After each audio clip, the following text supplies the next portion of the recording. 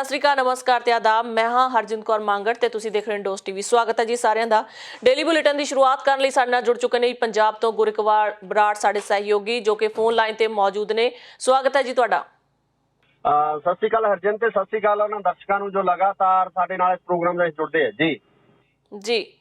ਬਰਾੜ ਸਾਹਿਬ, ਬੜੀ ਹੈਰਾਨੀ ਦੀ ਗੱਲ ਹੈ ਕਿ ਵਿਧਾਨ ਸਭਾ ਚੋਣਾਂ ਦੇ ਕਾਰਨ हर एक ਜਿਹੜੀਆਂ ਪਾਰਟੀਆਂ ਆਪਣਾ ਆਪਣਾ ਜ਼ੋਰ ਲਗਾ ਰਹੀਆਂ। ਪਿੱਛੇ ਜੇ ਕਿਸਾਨ ਅੰਦੋਲਨ ਦੇ ਵਿੱਚ ਗੱਲਾਂ ਨਿਕਲ ਕੇ ਸਾਹਮਣੇ ਆਈਆਂ ਸਨ ਕਿ ਕਿਸਾਨਾਂ ਵੱਲੋਂ ਵੀ ਕੋਈ ਪਾਰਟੀ ਬਣਾਈ ਜਾਵੇਗੀ, ਜਿਹਦੇ ਵਿੱਚ ਚੜੂਨੀ ਸਾਹਿਬ ਗੁਰਨਾਮ ਸਿੰਘ ਚੜੂਨੀ ਜਿਹੜੇ ਸਨ ਉਹਨਾਂ ਨੇ ਇਹ ਐਲਾਨ ਕਰ ਦਿੱਤਾ ਸੀ ਕਿ ਕਿਸਾਨਾਂ ਦੀ ਪਾਰਟੀ ਹੋਣੀ ਚਾਹੀਦੀ ਹੈ। ਉਸ ਤੋਂ ਬਾਅਦ ਸਮੂਹ ਜਿਹੜੇ 31 ਮੈਂਬਰ ਸਨ ਕਿਸਾਨ ਮੈਂਬਰੀ ਕਮੇਟੀ ਦੇ, ਉਹਨਾਂ ਨੇ ਕਿਹਾ ਸੀ ਕਿ ਅਸੀਂ ਕੋਈ ਚੋਣਾਂ ਨਹੀਂ ਲੜਨੀਆਂ, ਅਸੀਂ ਆਪਣੇ ਸਿਰਫ ਸੰਘਰਸ਼ ਲਈ ਬੈਠੇ ਹਾਂ। ਪਰ ਚੜੂਨੀ ਵੱਲੋਂ ਇਹ ਪਾਰਟੀ ਬਣਾਏ ਜਾਣ ਨਾਲ ਕਾਫੀ ਜਿਹੜੀਆਂ ਹਲਚਲ ਮਚ ਗਈ ਹੈ ਜੀ ਪੰਜਾਬ ਦੇ ਵਿੱਚ।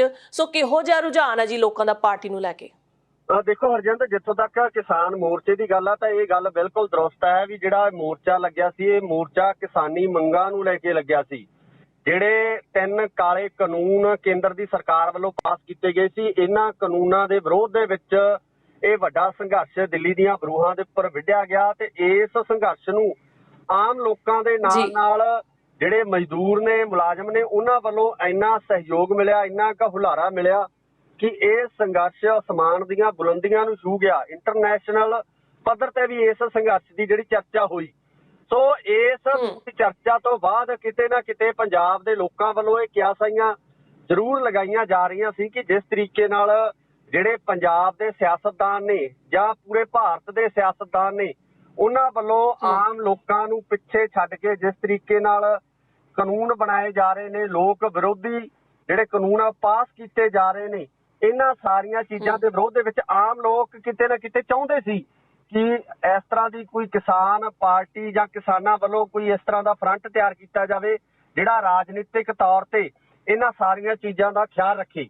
ਸੋ ਇੱਥੇ ਜੇ ਆਪਾਂ ਹੁਣ ਚੜੂਨੀ ਸਾਹਿਬ ਦੀ ਜਦੋਂ ਆਪਾਂ ਗੱਲ ਕਰਦੇ ਹਾਂ ਤਾਂ ਇਹਦਾ ਕਿਤੇ ਨਾ ਕਿਤੇ ਵਿਰੋਧ ਜਿਹੜਾ ਮੋਰਚੇ ਵੱਲੋਂ ਕੀਤਾ ਜਾ ਰਿਹਾ। ਮੋਰਚੇ ਵੱਲੋਂ ਇਹ ਗੱਲ ਵੀ ਕਹੀ ਜਾ ਰਹੀ ਹੈ ਕਿ ਜਿਹੜਾ ਚੜੂਨੀ ਸਾਹਿਬ ਹੈ ਜੋ ਰਾਜਨੀਤਿਕ ਤੌਰ ਤੇ ਆਪਦੀ ਛਵੀ ਮਜ਼ਬੂਤ ਕਰਨੀ ਚਾਹੁੰਦੇ ਆ, ਪਰ ਆਮ ਲੋਕਾਂ ਦੀਆਂ ਭਾਵਨਾਵਾਂ ਜੁੜੀਆਂ ਵੀ ਸਨ ਤੇ ਕਿਤੇ ਨਾ ਕਿਤੇ ਵਿਰੋਧ ਵੀ ਇਹਨਾਂ ਦਾ ਹੋ ਰਿਹਾ ਸੀ। ਸੋ ਮੈਨੂੰ ਲੱਗਦਾ ਕਿ ਇਸ ਰਾਜਨੀਤਿਕ ਵਿਸ਼ੇ ਤੇ ਜਿੱਥੇ ਸੰਯੁਕਤ ਮੋਰਚਾ ਵੰਡਿਆ ਗਿਆ ਹੈ, ਉੱਥੇ ਜਿਹੜੇ ਆਮ ਲੋਕ ਹੈ, ਆਮ ਲੋਕ ਜਿਹੜੇ ਕਿ ਇਸ ਸੰਘਰਸ਼ ਨਾਲ ਸਿੱਧੇ ਤੌਰ ਤੇ ਜੁੜੇ ਹੋਏ ਆ, ਉਹ ਵੀ ਕਿਤੇ ਨਾ ਕਿਤੇ ਦੋਹਰੇ ਰੂਪ ਦੇ ਵਿੱਚ ਵੰਡੇ ਜਾ ਚੁੱਕੇ ਆ। ਕੁਝ ਚੜੂਨੀ ਦੇ ਹੱਕ 'ਚ ਨੇ ਤੇ ਕੁਝ ਜਿਹੜੇ ਹੈਗੇ ਆ ਉਹ ਮੋਰਚੇ ਨੂੰ ਚਲਾਉਣ ਦੇ ਹੱਕ ਵਿੱਚ ਹੀ ਨੇ।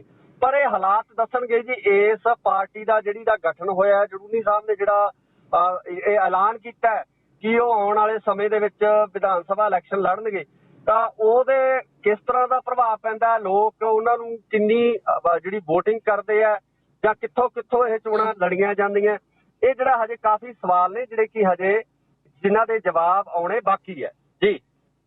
ਬਰਾੜ ਸਾਹਿਬ, ਸੋਸ਼ਲ ਮੀਡੀਆ ਤੇ ਪੋਲਿੰਗ ਕਰਵਾਈ ਜਾ ਰਹੀ ਹੈ ਕਿ ਚੜੂਨੀ ਸਾਹਿਬ ਜਿਹੜੇ ਹੈਗੇ ਨੇ ਸਿਆਸਤ ਵਿੱਚ ਆਉਣ ਲੱਗੇ ਨੇ। ਕੀ ਤੁਹਾਨੂੰ ਲੱਗਦਾ ਕਿ ਇਹਨਾਂ ਦਾ ਆਉਣਾ ਸਹੀ ਹੈ ਜਾਂ ਗਲਤ ਹੈ? 70% ਲੋਕ ਮੈਂ ਪੋਜ਼ਿਟਿਵ ਦੇਖੇ ਨੇ, ਹਾਂ ਪੱਖੀ ਦੇਖੇ ਨੇ, 30% ਲੋਕ ਨਾ ਕਰ ਰਹੇ ਨੇ।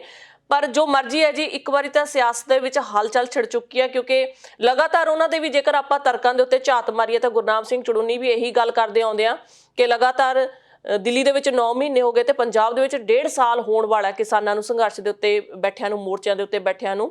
ਇਹ ਜਿਹੜੀ ਤਰਾਸਦੀ ਹੈ ਇਹ ਸ਼ਾਇਦ ਲੋਕਾਂ ਤੋਂ ਅੱਖੋਂ ਪਰੋਖੇ ਆ, ਪਰ ਜੋ ਲੋਕ ਉਸ ਮੋਰਚੇ ਦਾ ਹਿੱਸਾ ਬਣੇ ਹੋਏ ਨੇ, ਜੋ ਪਰਿਵਾਰ ਨੇ ਉਹਨਾਂ ਦੇ ਵਿੱਚ, ਜੋ ਬੱਚੇ ਆ, ਬੁੱਢੇ ਆ, ਹਰ ਇੱਕ ਤਰ੍ਹਾਂ ਦਾ ਉਮਰ ਵਰਗ ਉੱਥੇ ਮੌਜੂਦ ਹੈ। ਆਪਣੇ ਸਰੀਰ ਦੇ ਉੱਤੇ ਗਰਮੀ ਸਰਦੀ ਸਭ ਅਜਿਹੀਆਂ ਉਹ ਮੁਸੀਬਤਾਂ ਝੱਲ ਕੇ ਡਟੇ ਬੈਠੇ ਨੇ ਜੀ। ਕਈਆਂ ਨੇ ਉੱਥੇ ਸ਼ਹੀਦੀਆਂ ਪਾ ਲਈਆਂ, ਇੱਕ ਅੱਧੀ ਗਿਣਤੀ ਨਹੀਂ ਆ, 100ਾਂ ਦੇ ਵਿੱਚ ਚਲੇ ਗਈ ਹੈ।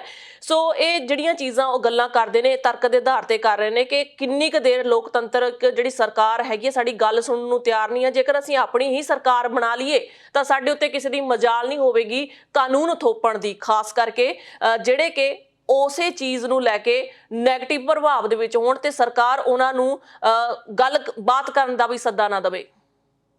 ਦੇਖੋ ਹਰਜਿੰਦਰ, ਇਸ ਮਾਮਲੇ ਦੇ ਵਿੱਚ ਜਿਹੜਾ ਹੈਗਾ, ਜਿਵੇਂ ਪਾਰਟੀ ਦੀ ਤੁਸੀਂ ਗੱਲ ਕੀਤੀ ਹੈ, ਤਾਂ ਪਾਰਟੀ ਦੇ ਵਿੱਚ ਜਿਹੜੀਆਂ ਧਿਰਾਂ ਹੁੰਦੀਆਂ ਜਿਹਦਾ ਗਰਾਊਂਡ ਪੱਧਰ ਤੇ ਉਹਦਾ ਲੋਕਾਂ ਨਾਲ ਸਿੱਧੇ ਤੌਰ ਤੇ ਜੁੜਿਆ ਹੋਣਾ ਬਹੁਤ ਜ਼ਰੂਰੀ ਹੈ। ਜੇਕਰ ਪੂਰਾ ਸੰਯੁਕਤ ਮੋਰਚਾ ਇਸ ਹੱਕ ਦੇ ਵਿੱਚ ਆ ਜਾਂਦਾ ਹੈ ਕਿ ਸਾਨੂੰ ਰਾਜਨੀਤਿਕ ਤੌਰ ਤੇ ਮਜ਼ਬੂਤ ਹੋਣਾ ਚਾਹੀਦਾ, ਤਾਂ ਆਪਾਂ ਕਿਤੇ ਨਾ ਕਿਤੇ ਇਸ ਹਲਚਲ ਨੂੰ ਮੰਨ ਸਕਦੇ ਸੀ ਵੀ ਰਾਜਨੀਤਿਕ ਜਿਹੜੇ ਲੋਕ ਨੇ ਜਾਂ ਜਿਹੜੀਆਂ ਰਾਜਨੀਤਿਕ ਪਾਰਟੀਆਂ ਨੇ ਉਹਨਾਂ ਨੂੰ ਇਸ ਗੱਲ ਦਾ ਡਰ ਹੋਊਗਾ ਕਿ ਜਿਹੜੀ ਸਾਰੀ ਵੋਟ ਬੈਂਕ ਹੈ ਉਹ ਚਾਹੇ ਕਿਸੇ ਵੀ ਪਾਰਟੀ ਨਾਲ ਸੰਬੰਧਿਤ ਹੋਵੇ ਉਹ ਕਿਸਾਨੀ ਦੇ ਹੱਕ ਦੇ ਵਿੱਚ ਭੁਗਤੇਗਾ। ਪਰ ਅਗਰ ਸਿਰਫ ਗੁਰਨਾਮ ਸਿੰਘ ਚੜੂਨੀ ਰਾਜਨੀਤਿਕ ਤੌਰ ਤੇ ਆਪਦੇ ਆਪ ਨੂੰ ਪੇਸ਼ ਕਰਦੇ ਨੇ ਤਾਂ ਮੈਨੂੰ ਲੱਗਦਾ ਹੈ ਕਿ ਉਨੀ ਜਿਹੜੀ ਹੈਗੀ ਹੈ ਚਿੰਤਾਜਨਕ ਗੱਲ ਨਹੀਂ ਹੈਗੀ ਰਾਜਨੀਤਿਕ ਪਾਰਟੀਆਂ ਵਾਸਤੇ, ਕਿਉਂਕਿ ਸੰਯੁਕਤ ਮੋਰਚੇ ਦਾ ਤੇ ਗੁਰਨਾਮ ਸਿੰਘ ਚੜੂਨੀ ਜੋ ਮੁੱਖ ਤੌਰ ਤੇ ਨੇ ਉਹ ਹਰਿਆਣਾ ਨਾਲ ਸੰਬੰਧ ਰੱਖਦੇ ਨੇ।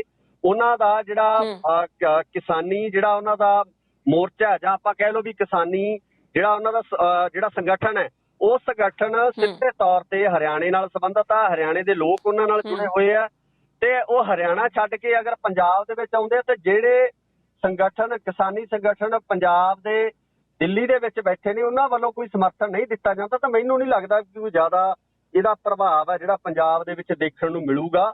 ਇਹ ਮੇਰੀ ਨਿੱਜੀ ਰਾਏ ਹੈ ਤੇ ਇਸ ਦੇ ਵਿੱਚ ਆਮ ਲੋਕ ਜਾਂ ਕਿਸਾਨ ਕਿਸ ਤਰੀਕੇ ਨਾਲ ਇਹਨੂੰ ਲੈਂਦੇ ਆ ਇਹ ਤਾਂ ਸਮਾਂ ਹੀ ਦੱਸੂਗਾ ਜੀ।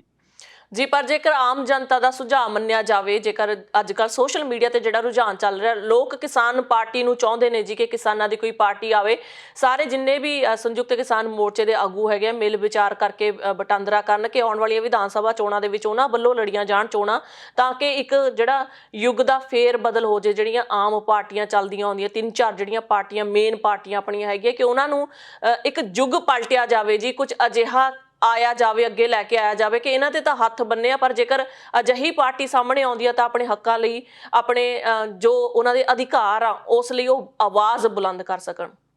ਦੇਖੋ ਅਰਜਨ, ਮੈਂ ਸਿੱਧੇ ਤੌਰ ਤੇ ਪਹਿਲਾਂ ਵੀ ਇਹੀ ਗੱਲ ਹੀ ਕਹਿ ਚੁੱਕਿਆ ਕਿ ਅਗਰ ਸੰਯੁਕਤ ਮੋਰਚਾ ਸਾਂਝੇ ਰੂਪ ਦੇ ਵਿੱਚ ਇਸ ਚੀਜ਼ ਨੂੰ ਅੱਗੇ ਲਿਆਉਂਦਾ ਤਾਂ ਬਿਲਕੁਲ ਇਹਦੇ ਵਿੱਚ ਜਿਹੜਾ ਬਹੁਤ ਕੁਝ ਰੈਵੋਲੂਸ਼ਨਰੀ ਹੋ ਸਕਦਾ। ਪਰ ਜਿਸ ਤਰੀਕੇ ਨਾਲ ਹੁਣ ਸਿਰਫ ਮੋਰਚੇ ਦੇ ਵਿੱਚੋਂ ਇਕੱਲੇ ਗੁਰਨਾਮ ਸਿੰਘ ਚੜੂਨੀ ਬਾਹਰ ਆਉਂਦੇ ਨੇ, ਆ ਕੇ ਇੱਕ ਰਾਜਨੀਤਿਕ ਧਿਰ ਬਣਾਉਣ ਦੀ ਗੱਲ ਕਰਦੇ ਨੇ, ਰਾਜਨੀਤਿਕ ਤੌਰ ਤੇ ਆਪਦੇ ਆਪ ਨੂੰ, ਸੋ ਜੋ ਗੁਰਨਾਮ ਸਿੰਘ ਚੜੂਨੀ ਨੇ ਉਹ ਅਗਰ ਨਿੱਜੀ ਤੌਰ ਤੇ ਇਸ ਦਾ ਪੱਖ ਲੈਂਦੇ ਨੇ ਕਿ ਉਹਨਾਂ ਨੂੰ ਰਾਜਨੀਤੀ ਦੇ ਵਿੱਚ ਆਉਣਾ ਚਾਹੁੰਦਾ ਹੈ, ਸੰਯੁਕਤ ਮੋਰਚਾ ਅਗਰ ਉਹਨਾਂ ਦੀ ਹਮਾਇਤ ਤੇ ਨਹੀਂ ਆਉਂਦਾ ਤਾਂ ਮੈਨੂੰ ਨਹੀਂ ਲੱਗਦਾ ਕਿ ਕੋਈ ਕਰਾਮਾਤ ਹੋਣ ਵਾਲੀ ਗੱਲ ਹੈ ਜਿਹੜੀ ਉਹ ਹੋਊਗੀ। ਸੋ ਇੱਥੇ ਹੈਗਾ ਜਿਹੜੇ 70 ਸਾਲਾਂ ਤੋਂ ਜਿਹੜਾ ਪਾਰਟੀਆਂ ਨੇ ਸੰਗਠਨ ਇੱਥੇ ਬਣਾਇਆ ਹੋਇਆ ਸਿਸਟਮ, ਜਿਹੜਾ ਇੱਕ ਢਾਂਚਾ ਜ਼ਮੀਨੀ ਪੱਧਰ ਤੇ ਉਹਨਾਂ ਵੱਲੋਂ ਲਾਂਚ ਕੀਤਾ ਹੋਇਆ, ਤਾਂ ਉਸ ਢਾਂਚੇ ਨੂੰ ਸੰਯੁਕਤ ਮੋਰਚਾ ਹੀ ਤੋੜ ਸਕਦਾ ਸੀ, ਇਕੱਲਾ ਕੋਈ ਵੀ ਹੋਵੇ। ਕਿਉਂਕਿ 32 ਜਥੇਬੰਦੀਆਂ ਇੱਥੇ ਹੈਗੀਆਂ ਨੇ, 32 ਜਥੇਬੰਦੀਆਂ ਚੋਂ ਅਗਰ ਇੱਕ ਜਥੇਬੰਦੀ ਆ ਕੇ ਕਹਿ ਵੀ ਦਿੰਦੀ ਹੈ ਤਾਂ ਮੈਨੂੰ ਨਹੀਂ ਲੱਗਦਾ ਕਿ ਉਹ ਵੱਡਾ ਪ੍ਰਭਾਵ ਛੱਡਣ ਦੇ ਕਾਬਲ ਹੋਊਗੀ। ਉਸੇ ਤਰ੍ਹਾਂ ਹੀ ਚੜੂਨੀ ਜਿਹੜੇ ਹਰਿਆਣਾ ਨਾਲ ਸੰਬੰਧ ਰੱਖਦੇ ਨੇ, ਹਰਿਆਣਾ ਦੇ ਵਿੱਚ ਉਹਨਾਂ ਦੀ ਜਥੇਬੰਦੀ ਹੈ ਤੇ ਹਰਿਆਣਾ ਤੋਂ ਪੰਜਾਬ ਚ ਆ ਕੇ ਕੋਈ ਕਰਾਮਾਤ ਵਾਲੀ ਗੱਲ ਮੈਨੂੰ ਨਜ਼ਰ ਨਹੀਂ ਆਉਂਦੀ ਹੈ। ਤੇ ਬਾਕੀ ਸਮਾਂ ਬਹੁਤ ਬਲਵਾਨ ਹੈ ਜੀ, ਸਾਰਾ ਕੁਝ ਸਾਹਮਣੇ ਆ ਜਾਣਾ। ਜੀ ਬਿਲਕੁਲ ਜੀ, ਗੱਲ ਕਰ ਲੈਣੇ ਜੀ ਕੋਵਿਡ-19 ਦੀ, ਜੋ ਕਿ ਪੰਜਾਬ ਦੇ ਵਿੱਚ ਇਸ ਸਮੇਂ ਹਾਲਾਤ ਬਣੇ ਹੋਏ ਨੇ। ਪਿਛਲੇ ਦਿਨਾਂ ਦੇ ਵਿੱਚ ਸਕੂਲ ਖੁੱਲੇ ਸਨ ਜੀ ਪੰਜਾਬ ਦੇ ਵਿੱਚ ਤੇ ਖਬਰਾਂ ਆ ਰਹੀਆਂ ਨੇ ਕਿ ਪੰਜਾਬ ਦੇ ਵਿੱਚ ਬੱਚਿਆਂ ਨੂੰ ਕੋਵਿਡ-19 ਪੋਜ਼ਿਟਿਵ ਪਾਇਆ ਗਿਆ, ਜਿਸ ਦੇ ਕਾਰਨ ਕੁਝ ਸਕੂਲ ਬੰਦ ਹੋ ਗਏ ਨੇ। ਸੋ ਕਿਸ ਤਰ੍ਹਾਂ ਦਾ ਵਰਤਾਰਾ ਜੀ ਹੁਣ ਸਕੂਲਾਂ ਦੇ ਵਿੱਚ? ਕੀ ਪੰਜਾਬ ਸਰਕਾਰ ਅਜੇ ਵੀ ਸਕੂਲਾਂ ਨੂੰ ਖੁੱਲੇ ਰੱਖ ਰਹੀ ਹੈ ਜਾਂ ਫਿਰ ਤੋਂ ਇਹਨਾਂ ਨੇ ਲੋਕਡਾਊਨ ਦੀ ਸਥਿਤੀ ਵਿੱਚ ਪਾਉਣਾ ਹੈ? ਦੇਖੋ ਅਰਜਨ, ਜਿਸ ਤਰੀਕੇ ਨਾਲ ਜਿਹੜਾ ਕੋਵਿਡ-19 ਦੀ ਸਿਚੁਏਸ਼ਨ ਪੂਰੀ ਦੁਨੀਆ ਦੇ ਵਿੱਚ ਜਿਸ ਤਰੀਕੇ ਨਾਲ ਥੋੜਾ ਸੁਧਾਰ ਆ ਜਿਹੜਾ ਲਗਾਤਾਰ ਹੁੰਦਾ ਜਾ ਰਿਹਾ ਸੀ, ਇਹਨਾਂ ਸੁਧਾਰਾਂ ਨੂੰ ਦੇਖਦੇ ਹੋਏ ਵੀ ਪੰਜਾਬ ਸਰਕਾਰ ਵੱਲੋਂ ਜਿਹੜਾ ਫੈਸਲਾ ਲਿਆ ਗਿਆ ਸੀ ਕਿ ਜਿਹੜੇ ਸਕੂਲ ਆ ਖੋਲ ਦਿੱਤੇ ਜਾਣਗੇ, ਸੋ ਉਸ ਫੈਸਲੇ ਅਨੁਸਾਰ ਬੱਚਿਆਂ ਨੇ ਸਕੂਲ ਜਾਣਾ ਸ਼ੁਰੂ ਵੀ ਕਰ ਦਿੱਤਾ ਸੀ। ਪਰ ਅਚਾਨਕ ਹੀ ਇੱਕ ਦੋ ਦਿਨਾਂ ਤੋਂ ਜਿਹੜੀਆਂ ਖਬਰਾਂ ਆਉਣੀਆਂ ਸ਼ੁਰੂ ਹੋਈਆਂ ਕਿ ਸਕੂਲਾਂ ਦੇ ਵਿੱਚ ਜਿਹੜੇ ਬੱਚੇ ਆ ਉਹ ਪੋਜ਼ਿਟਿਵ ਪਾਏ ਜਾ ਰਹੇ ਨੇ। ਸੋ ਜਿਸ ਤਰੀਕੇ ਨਾਲ ਲਗਾਤਾਰ ਟੈਸਟਿੰਗ ਹੋ ਰਹੀ ਹੈ, ਉਸ ਟੈਸਟਿੰਗ ਦਾ ਲੁਧਿਆਣਾ ਦੇ ਵਿੱਚੋਂ ਵੱਡੀ ਗਿਣਤੀ ਦੇ ਵਿੱਚ ਜਿਹੜੇ ਕੇਸ ਸਾਹਮਣੇ ਆਏ ਆ ਤੇ ਨਾਲ ਹੀ ਨਾਲ ਸਿੱਖਿਆ ਮੰਤਰੀ ਵੱਲੋਂ ਇਹ ਜਿਹੜਾ ਬਿਆਨ ਵੀ ਦਿੱਤਾ ਗਿਆ, ਅਗਰ ਕਿਸੇ ਵੀ ਸਕੂਲ ਦੇ ਵਿੱਚ ਅਗਰ ਇੱਕ ਵੀ ਕੇਸ ਕਰੋਨਾ ਵਾਇਰਸ ਪੋਜ਼ਿਟਿਵ ਪਾਇਆ ਜਾਂਦਾ, ਇੱਕ ਵੀ ਬੱਚਾ ਪੋਜ਼ਿਟਿਵ ਪਾਇਆ ਜਾਂਦਾ ਤਾਂ ਸਕੂਲ ਨੂੰ ਜਿਹੜਾ 14-15 ਦਿਨ ਲਈ ਬੰਦ ਕਰ ਦਿੱਤਾ ਜਾਊਗਾ। ਅਗਰ ਉੱਥੇ ਇੱਕ ਤੋਂ ਜ਼ਿਆਦਾ ਗਿਣਤੀ ਦੇ ਵਿੱਚ ਕੇਸ ਆਉਂਦੇ ਆ ਤਾਂ ਇਹ ਜਿਹੜਾ ਸਮਾਂ ਹੈ ਇਹ ਵਧਾਇਆ ਵੀ ਜਾ ਸਕਦਾ ਹੈ। ਸਿਹਤ ਮੰਤਰੀ ਵੱਲੋਂ ਵੀ ਇਸੇ ਤਰ੍ਹਾਂ ਦੇ ਬਿਆਨ ਆ ਜਿਹੜੇ ਉਹ ਦਿੱਤੇ ਗਏ ਨੇ। ਪਰ ਹੁਣ ਜਿਵੇਂ ਕਿ ਲੁਧਿਆਣਾ ਤੇ ਅਬੋਹਰ ਦੇ ਵਿੱਚ ਜਿਹੜੇ ਕੇਸ ਨਿਕਲ ਕੇ ਸਾਹਮਣੇ ਆਏ ਨੇ, ਇਹਨਾਂ ਕੇਸਾਂ ਦੇ ਮੱਦੇ ਨਜ਼ਰ ਉੱਥੇ ਜਿਹੜੀ ਟੈਸਟਿੰਗ ਕੀਤੀ ਜਾ ਰਹੀ ਹੈ, ਟੈਸਟਿੰਗ ਤੋਂ ਬਾਅਦ ਜਿਹੜਾ ਉਹਨਾਂ ਬੱਚਿਆਂ ਨੂੰ ਨਿਗਰਾਨੀ ਹੇਠ ਰੱਖਿਆ ਜਾ ਰਿਹਾ ਜਿਨ੍ਹਾਂ ਦੇ ਵਿੱਚ ਕਰੋਨਾ ਦੇ ਜਿਹੜੇ ਲੱਛਣ ਆ ਉਹ ਪਾਏ ਗਏ ਆ। ਸੋ ਹੁਣ ਇਹ ਆਉਣ ਵਾਲੀ ਗੱਲ ਆ, ਜਿਹੜਾ ਸਮਾਂ ਹੈ ਉਹ ਦੱਸੇਗਾ, ਉਹਦਾ ਨਿਰਧਾਰਿਤ ਕਰੇਗਾ ਕਿ ਹਾਲਾਤ ਕਿੱਦਾਂ ਦੇ ਬਣਦੇ ਆ। ਕਿਉਂਕਿ ਬਿਲਕੁਲ ਮੈਂ ਸਮਝਦਾ ਕਿ ਜਿਹੜੀ ਸਿਚੁਏਸ਼ਨ ਹੈ ਬਿਲਕੁਲ ਸਥਿਰ ਜਾਪ ਰਹੀ ਸੀ। ਬਿਲਕੁਲ ਇਹ ਜਾਪ ਰਿਹਾ ਸੀ ਕਿ ਜਿਸ ਤਰ੍ਹਾਂ ਕਿ ਅਸੀਂ ਇਸ ਭਿਆਨਕ ਬਿਮਾਰੀ ਦੇ ਚੁੰਗਲ ਦੇ ਵਿੱਚੋਂ ਨਿਕਲ ਕੇ ਬਾਹਰ ਆ ਚੁੱਕੇ ਹਾਂ ਤੇ ਇੱਕ ਨਾਰਮਲ ਜਿਹੜੀ ਜ਼ਿੰਦਗੀ ਆ ਉਹਦੀ ਅਸੀਂ ਸ਼ੁਰੂਆਤ ਜਿਹੜੀ ਆ ਉਹ ਕਰਨ ਲੱਗੇ ਆ। ਪਰ ਅਚਾਨਕ ਏਦਾਂ ਕੇਸਾਂ ਦਾ ਸਾਹਮਣੇ ਆਉਣਾ ਤੇ ਸਾਹਮਣੇ ਆਉਣ ਤੋਂ ਬਾਅਦ ਕਿਤੇ ਨਾ ਕਿਤੇ ਮਾਪਿਆਂ ਦੇ ਵਿੱਚ ਬਹੁਤ ਵੱਡੀ ਜਿਹੜੀ ਚਿੰਤਾ ਹੈ ਉਹ ਬਣ ਗਈ ਆ। ਕਿਉਂਕਿ ਛੋਟੇ ਛੋਟੇ ਬੱਚਿਆਂ ਨੂੰ ਪੜ੍ਹਾਈ ਤੋਂ ਵਾਂਝੇ ਵੀ ਨਹੀਂ ਰੱਖਿਆ ਜਾ ਸਕਦਾ। ਮਾਪਿਆਂ ਦੀ ਬਹੁਤ ਜਿਹੜੀ ਦੁਬਿਧਾਜਨਕ ਜਿਹੜੀ ਸਿਚੁਏਸ਼ਨ ਇਸ ਸਮੇਂ ਬਣੀ ਹੋਈ ਆ। ਬੱਚਿਆਂ ਨੂੰ ਪੜ੍ਹਾਈ ਤੋਂ ਦੂਰ ਵੀ ਨਹੀਂ ਰੱਖ ਸਕਦੇ, ਸਕੂਲ ਤੋਂ ਦੂਰ ਰੱਖਣਾ ਵੀ ਉਹਨਾਂ ਵਾਸਤੇ ਜਾਇਜ਼ ਨਹੀਂ ਆ। ਤੇ ਇਸ ਭਿਆਨਕ ਬਿਮਾਰੀ ਦੇ ਮੂੰਹ ਦੇ ਵਿੱਚ ਬੱਚਿਆਂ ਨੂੰ ਭੇਜਣਾ ਉਹ ਵੀ ਕਿਤੇ ਨਾ ਕਿਤੇ ਮੈਂ ਸਮਝਦਾ ਕਿ ਮਾਪਿਆਂ ਵਾਸਤੇ ਬਹੁਤ ਜਿਹੜੀ ਸਿਚੁਏਸ਼ਨ ਆ ਉਹ ਕ੍ਰਿਟੀਕਲ ਇਸ ਸਮੇਂ ਹੈਗੀ ਕਿ ਉਹ ਫੈਸਲਾ ਕਿਸ ਪਾਸੇ ਲੈਣ, ਆਖਰ ਬੱਚਿਆਂ ਨੂੰ ਸਕੂਲ ਭੇਜਣ ਕਿ ਨਾ ਭੇਜਣ। ਕਿਸ ਤਰੀਕੇ ਨਾਲ ਕੇਸ ਸਾਹਮਣੇ ਆਏ ਆ। ਸੋ ਹੋ ਸਕਦਾ ਕਿ ਆਉਣ ਵਾਲੇ ਦਿਨਾਂ ਦੇ ਵਿੱਚ ਕੋਈ ਏਦਾਂ ਦਾ ਫੈਸਲਾ ਲਿਆ ਜਾਵੇ ਜਿਸ ਕਾਰਨ ਦੁਬਾਰਾ ਜਿਹੜਾ ਸਕੂਲਾਂ ਨੂੰ ਜਿਹੜਾ ਤਾਲਾ ਉਹ ਲੱਗ ਜਾਵੇ। ਜੀ ਬਰਾੜ ਜੀ, ਕਿਉਂਕਿ ਪਿੱਛੇ ਦਿਨਾਂ ਦੇ ਵਿੱਚ ਲੋਕਡਾਊਨ ਹੋਇਆ ਸੀ ਪੰਜਾਬ ਦੇ ਵਿੱਚ, ਤਾਂ ਬੱਚਿਆਂ ਦੀ ਪੜ੍ਹਾਈ ਨੂੰ ਕੰਟੀਨਿਊ ਕਰਨ ਲਈ ਆਨਲਾਈਨ ਕਲਾਸਿਸ ਦਿੱਤੀਆਂ ਜਾ ਰਹੀਆਂ ਸਨ। ਉਸ ਤੋਂ ਬਾਅਦ ਸਕੂਲ ਦਾ ਕਾਫੀ ਰੌਲਾ ਪਿਆ ਪੈਰੈਂਟਸ ਨਾਲ ਤੇ ਹਾਈ ਕੋਰਟ ਤੱਕ ਵੀ ਇਹ ਫੈਸਲਾ ਗਿਆ ਕਿ ਫੀਸਾਂ ਭਰਨੀਆਂ ਜਾਂ ਨਹੀਂ ਭਰਨੀਆਂ। ਹੁਣ ਕਿਹੋ ਜੀ ਸਿਚੁਏਸ਼ਨ ਹੈਗੀ ਆ ਪੈਰੈਂਟਸ ਦੀ? ਕੀ ਲੱਗਦਾ ਪੈਰੈਂਟਸ ਨੂੰ ਵੀ ਜਿਹੜੇ ਸਕੂਲਾਂ ਦੇ ਵਿੱਚ ਫਿਰ ਤੋਂ ਲੋਕਡਾਊਨ ਹੋ ਰਿਹਾ ਜਾਂ ਨਹੀਂ ਜਾ ਰਹੇ, ਉਹਨਾਂ ਨੂੰ ਆਨਲਾਈਨ ਕਲਾਸਿਸ ਦਿੱਤੀਆਂ ਜਾ ਰਹੀਆਂ ਤੇ ਉਹਨਾਂ ਤੋਂ ਫੀਸਾਂ ਵਸੂਲੀਆਂ ਜਾਣਗੀਆਂ? ਦੇਖੋ ਜੀ, ਜਿਸ ਤਰੀਕੇ ਨਾਲ ਤੁਸੀਂ ਫੀਸਾਂ ਦੀ ਗੱਲ ਕੀਤੀ ਆ ਤਾਂ ਇਹ ਪੂਰੀ ਤਰ੍ਹਾਂ ਨਾਲ ਭੰਬਲ ਭੂਸਾ ਜਿਹੜਾ ਪੰਜਾਬ ਹੀ ਨਹੀਂ ਪੂਰੀ ਭਾਰਤ ਦੇ ਵਿੱਚ ਫੀਸਾਂ ਨੂੰ ਲੈ ਕੇ ਬਣਿਆ ਹੋਇਆ ਹੈ। ਕਿਉਂਕਿ ਮਾਪਿਆਂ ਨੂੰ ਵੀ ਇਸ ਗੱਲ ਦਾ ਅੰਦਾਜ਼ਾ ਨਹੀਂ ਹੈ, ਅੰਦੇਸ਼ਾ ਨਹੀਂ ਹੈ ਕਿ ਉਹ ਜਦੋਂ ਉਹਨਾਂ ਦੇ ਬੱਚੇ ਸਕੂਲ ਪੜ੍ਹਾਈ ਕਰਨ ਗਏ ਨਹੀਂ ਆ ਤਾਂ ਫਿਰ ਉਹ ਫੀਸ ਕਿਸ ਗੱਲ ਦੀ ਦੇਣ। ਤੇ ਸਕੂਲ ਵੱਲੋਂ ਲਗਾਤਾਰ ਦਾਅਵੇ ਕੀਤੇ ਜਾ ਰਹੇ ਨੇ ਕਿ ਉਹਨਾਂ ਦੇ ਜਿਹੜੇ ਟੀਚਰ ਆ ਲਗਾਤਾਰ ਆਨਲਾਈਨ ਪੜ੍ਹਾਈ ਕਰਵਾ ਰਹੇ ਨੇ, ਆਨਲਾਈਨ ਉਹਨਾਂ ਵੱਲੋਂ ਜਿਹੜਾ ਹੋਮਵਰਕ ਦਿੱਤਾ ਜਾ ਰਿਹਾ, ਉਹਨਾਂ ਵੱਲੋਂ ਲੈਕਚਰ ਦਿੱਤੇ ਜਾ ਰਹੇ ਨੇ ਤੇ ਉਹ ਫੀਸ ਦੇ ਹੱਕਦਾਰ ਨੇ। ਪਰ ਇਸ ਭੰਬਲ ਭੂਸੇ ਦੇ ਵਿੱਚ ਹਜੇ ਕੋਈ ਜਿਹੜੀ ਸਿਚੁਏਸ਼ਨ ਆ ਉਹ ਪੂਰੀ ਤਰ੍ਹਾਂ ਨਾਲ ਸਾਫ਼ ਨਹੀਂ ਹੋ ਸਕੀ ਹੈ। ਕੁਝ ਮਾਪੇ ਆ ਜਿਹੜੇ ਉਹਨਾਂ ਤੋਂ ਜਿਹੜੇ ਫੀਸਾਂ ਉਹ ਵਸੂਲ ਵੀ ਲਈਆਂ ਗਈਆਂ ਨੇ, ਵਸੂਲ ਕਰ ਲਈਆਂ ਗਈਆਂ ਨੇ। ਤਾਂ ਉਹ ਵੀ ਇੱਕ ਬੜਾ ਵੱਡਾ ਜਿਹੜਾ ਇੱਕ ਮੈਂ ਸਮਝਦਾ ਕਿ ਦੁਬਿਧਾ ਦੂਸਰੇ ਮਾਪਿਆਂ ਵਾਸਤੇ ਪੈਦਾ ਹੋ ਜਾਂਦੀ ਹੈ। ਕਈ ਵਾਰ ਕੀ ਹੁੰਦਾ, ਇੱਕ ਨੂੰ ਦੇਖ ਕੇ ਜਿਹੜੇ ਮਾਪੇ ਆ ਉਹ ਪਿੱਛੇ ਦੀ ਪਿੱਛੇ ਜਿਹੜੀਆਂ ਆਪਣੇ ਬੱਚਿਆਂ ਦੀਆਂ ਫੀਸਾਂ ਤਾਰਨ ਤੇ ਲੱਗੇ ਹੋਏ ਨੇ। ਤੇ ਕਈ ਥਾਈਂ ਖਬਰਾਂ ਏਦਾਂ ਦੀਆਂ ਵੀ ਜਿਹੜੀਆਂ ਆਈਆਂ ਨੇ ਕਿ ਸਕੂਲਾਂ ਵੱਲੋਂ ਇੱਕ ਗੁੰਡਾਗਰਦੀ ਤੌਰ ਤੇ ਧਮਕੀ ਭਰੇ ਲਹਿਜੇ ਦੇ ਵਿੱਚ ਫੀਸਾਂ ਜਿਹੜੀਆਂ ਵਸੂਲ ਕੀਤੀਆਂ ਜਾ ਰਹੀਆਂ ਨੇ, ਵਸੂਲ ਉਹਨਾਂ ਵੱਲੋਂ ਪਾ ਲਈਆਂ ਗਈਆਂ ਫੀਸਾਂ।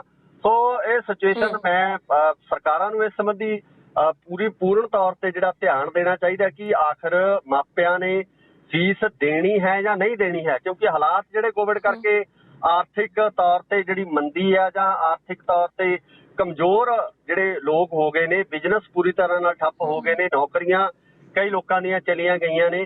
ਸੋ ਇਹੋ ਜਿਹੇ ਹਾਲਾਤਾਂ ਦੇ ਵਿੱਚ ਅਗਰ ਮਾਪਿਆਂ ਦੇ ਉੱਪਰ ਜਾਂ ਬੱਚਿਆਂ ਦੇ ਉੱਪਰ ਇਸ ਤਰ੍ਹਾਂ ਦਾ ਕੋਈ ਪ੍ਰੈਸ਼ਰ ਪਾਇਆ ਜਾਂਦਾ ਤਾਂ ਮੈਨੂੰ ਲੱਗਦਾ ਕਿ ਇਹ ਮਾਨਸਿਕ ਤੌਰ ਤੇ ਜਿਹੜਾ ਇੱਕ ਬਹੁਤ ਵੱਡਾ ਜਿਹੜਾ ਝਟਕਾ ਹੈ ਉਹ ਪੇਰੈਂਟਸ ਨੂੰ ਤੇ ਬੱਚਿਆਂ ਨੂੰ ਜਿਹੜਾ ਲੱਗੇਗਾ ਅਗਰ ਫੀਸਾਂ ਭਰਨ ਲਈ ਕਿਹਾ ਜਾਂਦਾ। ਜੀ ਬਹੁਤ ਬਹੁਤ ਸ਼ੁਕਰੀਆ ਸਾਰੀ ਜਾਣਕਾਰੀ ਲਈ ਗੁਰਕਬਾਲ ਬਰਾੜ ਜੀ। ਸ਼ੁਕਰੀਆ ਜੀ। ਦਰਸ਼ਕੋ, ਦਿਓ ਇਜਾਜ਼ਤ, ਨਵੀਆਂ ਤੇ ਤਾਜ਼ਾ ਖਬਰਾਂ ਲਈ ਫਿਰ ਤੋਂ ਹਾਜ਼ਰ ਹੋਵਾਂਗੇ। ਧੰਨਵਾਦ।